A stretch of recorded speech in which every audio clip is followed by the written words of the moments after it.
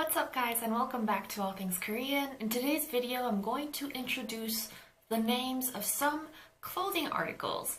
So clothing words in Korean that are a bit interesting, that either had an interesting backstory or clothing words that are derived from other languages but got really distorted in the process and ended up being something completely different.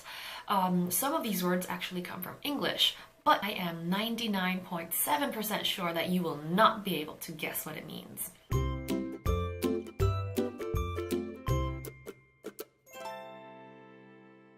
Okay, so we're gonna get started right away. The first one I'm going to start with is the word Numba. Numba is the shortened term for the word 남방셔츠. 셔츠 is the way Koreans say the word shirt. 셔츠. Now, when we talk about suit and tie formal shirts in Korean, we call them 와이셔츠, which is the Korean way of saying white shirt. But as long as it's formal, Koreans will still call it 와이셔츠, whether or not it's white. But anyway, getting back to 남방. So 남방셔츠. 남방 is the Sino-Korean word that means southern direction, south direction. And originally it was meant as a shirt worn by people who lived down south in warmer climates. So a 남방셔츠 is like a loose-fitting, semi-casual collared shirt that is meant to be worn in warmer weather. Nowadays, the word is used for any sort of casual button-down shirt, whether it's long sleeves or short sleeves, whether it has patterns or not. The next type of clothing is what we Koreans call Mashie. Mashie is the word for any sleeveless top, a tank top. And apparently the word originates from Japanese, the Japanese word 소대나시, which means sleeveless. If you want to be a little more specific and refer to a spaghetti strap tank top or like a cami top, then you would use the word 끈나시. 끈 is the Korean word for like a string. So string sleeveless top is a spaghetti strap top or a cami top.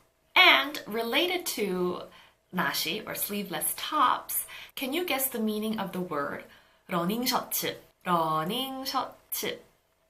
Running is not learning, it's running. It comes from the English word running shirt. And you might think it's a shirt for running, but actually it's not. It's the undershirt that you wear under your formal work shirts and stuff. Originally, it was supposed to be like those tank tops that are worn by athletes or those marathon runners or something. But now it's just a term for underwear worn by men. And for older generations, the pronunciation gets so messed up that you will hear a lot of older people calling it 난닝구. Although this is a wrong term, you obviously shouldn't say it, but if you hear it, just know what it means. The next one is the word 점퍼. Now, if you're an English speaker, you might be like, oh, it's jumper. I've heard of it. I know what it is. But the jumper in English and the jumper in Korean are two completely different things. So I looked up the word jumper in the English dictionary. In the UK or British English, it's used for what Americans or North Americans call like these sweaters. Like a pullover sweater is a jumper in the UK. In the States, the word jumper is used as like a pinafore dress or like a dress that you wear over t-shirts and blouses and stuff. But in Korean, it's neither one. In Korea, a 점퍼 is a loose-fitting casual jacket. So it's not a particular style of outerwear. It's just a general category for any casual loose jacket.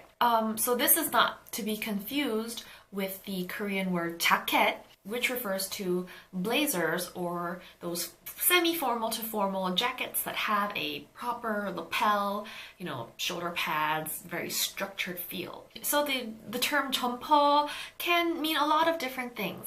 If it's like a padding 점퍼, then that's what we refer to puffer jackets. If we say 항공 점퍼, then it's a bomber jacket because bombers, Air Force, airplane, 항공 점퍼.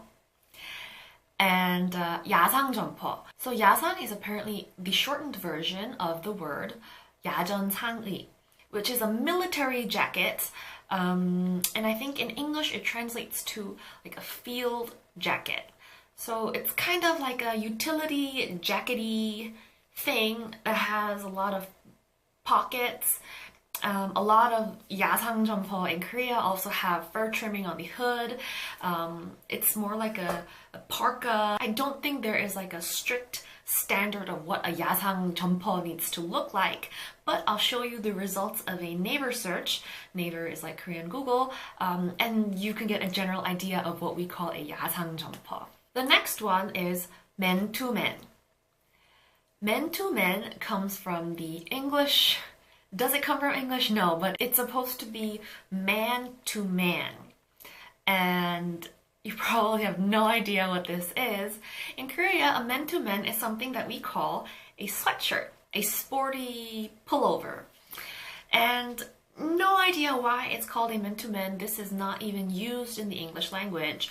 But I did like a quick blog search on it, and apparently it might originate from the fact that these sweatshirts are mostly worn by athletes.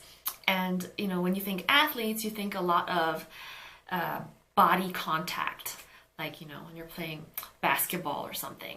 So maybe that's where the man to man, that physical contact, maybe that's where the name came from.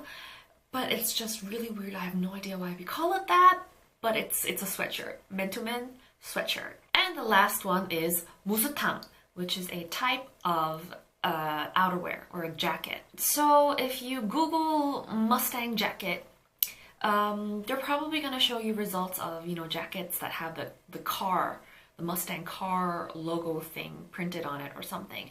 But Mustang in Korea is a shearling jacket. So those jackets that have like suede or leather on the outside and fur or wool on the inside. It can be faux shearling, it can be genuine shearling. Regardless of whether it's genuine or not, it's just called a Mustang. And I also did another blog search on this as well, and although the sources are not really confirmed, legend has it that Koreans first discovered this type of jacket worn by American, maybe, or foreign military people during wartime. Probably like, you know, the Korean War or World War II or something. And Koreans had never really seen these types of leather or shearling jackets. So they would ask these soldiers, oh, you know, what is that? And the soldiers apparently didn't realize that the Koreans were asking about the jacket. They thought they were asking about their fighter jet in the back or something, and they would say, oh, it's a Mustang, which was the name of a model of some sort of fighter jet back in World War II. So Koreans just came to know this jacket as a Mustang, and then it evolved into Mustang. I have no idea whether this story is true or not, but I guess it does make some sort of logical explanation as to why we call this type of jacket a Mustang or a Mustang. And that's all I have for today. I tried to pick out the weirdest, most bizarre clothing names I could think of, but these are really commonly used clothing names in Korea. So if you want to go online shopping in Korea, if you want to go shopping in the streets and you want to discuss all these types of clothing with, like, you know, the sales clerk or something, it would be very useful to know what these terms are. Obviously there is a lot more to it. There are a lot more clothing names that might not really make sense. If you want to see more of that, then please give this video a like, comment down below. And if you're interested in seeing more videos on Korean language and culture, then please subscribe to this channel. I hope you enjoyed this, and I will see you in the next one. 다음 영상에서 만나요.